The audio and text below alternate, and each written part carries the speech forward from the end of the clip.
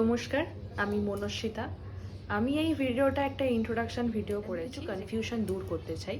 অনেকেই আমাকে মেসেজ করছে যে মনস্বিতা দি, এটা কি তোমার প্রোফাইল? বা মনস্বিতা, এটা কি তোমার প্রোফাইল?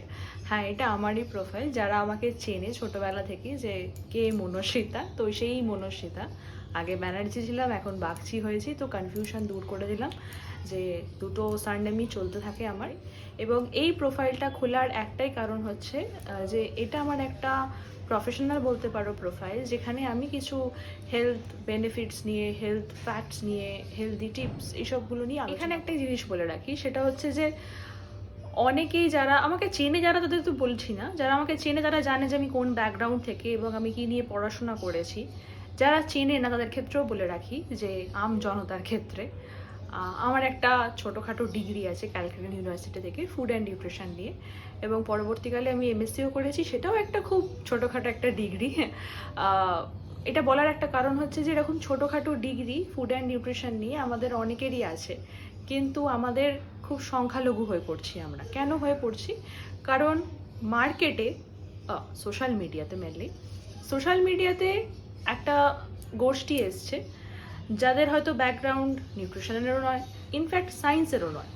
তো তারা হঠাৎ করে কিছু না কিছু চ্যানেল বা পডকাস্ট বা ইন্টারভিউ কিছু না কিছু থ্রু করে নিজেদেরকে নিউট্রিশনিস্ট দাবি করছে, নিউট্রিশন কোচ বলে দাবি করছে, এবং হাজার রকমের টিপস দিচ্ছে মানুষকে যে এটা খান, ওটা খান, সেটা খান। মাস পিপলের কাছে জানা সম্ভব না যে কে আসল কে নকল।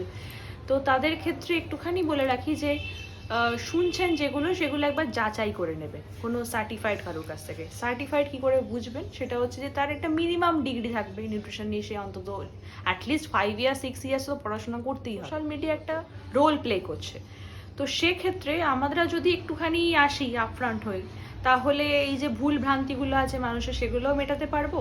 যারা ভুল করছেন তাদেরকেও একটুখানি শেখাতে পারবো যে এগুলো আপনারা একটু ঠিক করে নিন।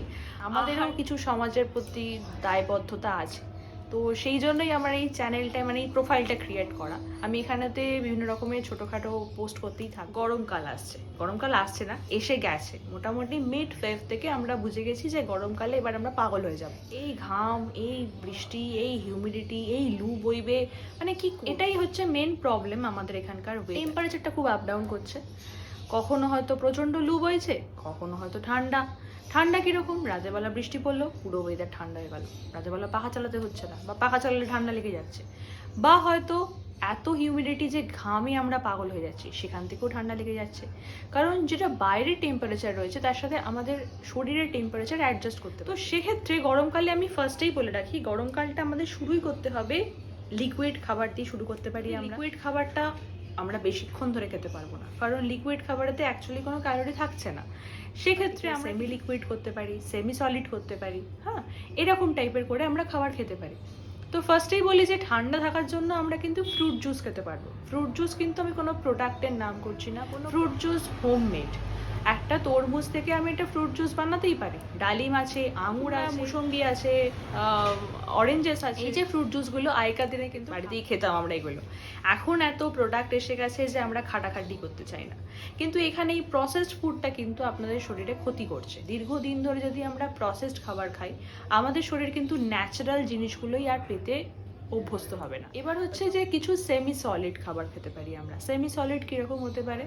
ধরো কাস্টার্ড হতে পারে, বা পুডিং হতে পারে, বা কাস্টার্ডে কিন্তু অনেক রকম ভ্যারাইটি হতে পারে। কাস্টার্ড দিয়ে সাবু দিয়ে করতে পারি, বা আমার মনে হলো আমি স্মুদি বানিয়ে খেলাম, স্মুদি দুধ দিয়ে করতে পারি, টক দই দিয়ে করতে পারি। টক দই দিয়ে তো ভ্যারাইটি অফ আইটেম বানানো যায়। কার্ড রাইস রয়েছে, রায়তা রয়েছে, ঘোল রয়েছে, দই বড়া রয়েছে। অবভিয়াসলি যে এই খাবার সারাদিন চলতে ফুডগুলো আমাদের দরকার, কারণ carbohydrate, protein, fat, minerals, vitamins, এগুলো যে রিকোয়ারমেন্টগুলো কিন্তু কমপ্লিট হবে না পার্টিকুলারলি এই কটা ফুড খেলে। এগুলো আমরা মিড স্ন্যাক হিসেবে ইউজ করতে পারি, বা শরীর ঠান্ডা রাখার জন্য ইউজ করতে পারি। আরেকটা আমি খুব ইন্টারেস্টিং জিনিস, সেটা হচ্ছে আমাদের মতোই বিভিন্ন জায়গাকার যেগুলো খাবার আছে তার মধ্যে একটা হচ্ছে ফার্মেন্টেড ফুড, যেটা রাইস দিয়েও বানানো যেতে পারে এবং সবজি ফল সব কিছু দিয়ে বানানো যায়।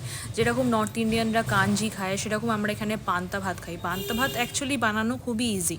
আগেকার দিনে ভাতটাকে জল দিয়ে রেখে তার সাথে আমরা বেশ কিছু জিনিস ইনগ্রিডিয়েন্ট অ্যাড করি যেগুলো আমাদের শরীর ঠান্ডা রাখে, মেনলি শরীর ঠান্ডা রাখে, এর সাথেও আমাদের শরীরে যেগুলো ক্রাইসিস আছে সেগুলো কিছুটা মেটায় এবং আমাদের পেটও ভরিয়ে রাখে। যাদের ল্যাকটোজ ইনটলারেন্স আছে তারা যেহেতু মিল্ক অ্যান্ড মিল্ক প্রোডাক্টস খেতে পারে না, তারা কিন্তু সোয়া মিল্ক, সোয়া টোফু যেগুলো হয় সেগুলোও কিন্তু ইনটেক। তো আমি এটা একটা ইন্ট্রোডাকশন ভিডিও বলে আমি বেশি কিছু বললাম না। পরের দিন থেকে আমি আরও বেশ কিছু ইন্টারেস্টিং ফ্যাক্ট নিয়ে কথা বলতে আশা রাখবো যে তোমাদের সবার ভালো লাগবে এবং সেগুলো তোমরা আমাকে ফিডব্যাক দেবে অবভিয়াসলি কমেন্ট বক্সেতে। লিটারালি আমরা খুব সাফার করছি, যারা চাইছি কিন্তু পারছি না মানুষের মধ্যে ছড়িয়ে দিতে, ভুলভাল অনেক কিছু সোশ্যাল মিডিয়াতে ঘুরছে। সাপোর্ট করবেন। আর যদি মনে হয় যে এই যে রেসিপিগুলোর নাম করলাম সেই রেসিপিগুলোরও ভিডিও দরকার বা আপনারা চাইছেন, তাহলে অবশ্যই কমেন্টে জানাবেন যে পার্টিকুলার কোনগুলো রেসিপি দরকার, আমি সেগুলো চেষ্টা করব ভিডিও করার। এখানেই রইল, নমস্কার, আবার দেখা হচ্ছে পরবর্তী ভিডিওতে।